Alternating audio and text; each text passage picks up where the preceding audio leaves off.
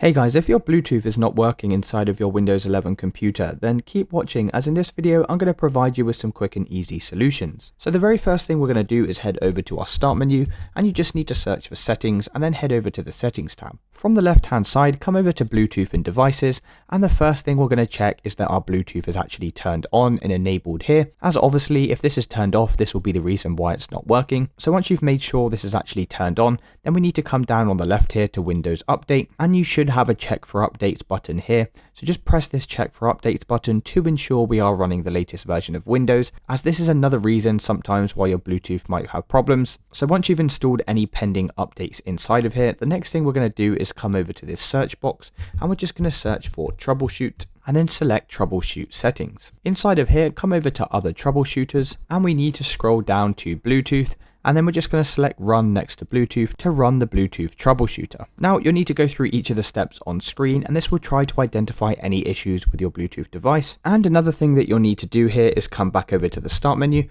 and we're going to search for device manager and then head over to the device manager tab. Now from this list, we need to come over to Bluetooth and expand this list, and you need to find your Bluetooth adapter. Now it should be called something similar to this. Mine's this Intel wireless Bluetooth here, and you need to right click on your device, select update driver, and then press search automatically for drivers. And as you can see, I'm already running the latest drivers for my device. And then we can close out of this window, and it's also a good idea here just to right click on this, come into disable device, select yes, and then we're going to right click on this device again, and we're just going to select enable device, and we can then close out of this window. And if that still doesn't work, the very last thing we can do is head back over to the start menu, and this time we're going to search for services and then come over to the services tab. If we scroll down this list, what we're looking for is any Bluetooth services. So as you can see, I have 3 Bluetooth services inside of here, and we need to double click on each of these services, and you need to make sure the startup type is set to automatic, and make sure the service status is set to running,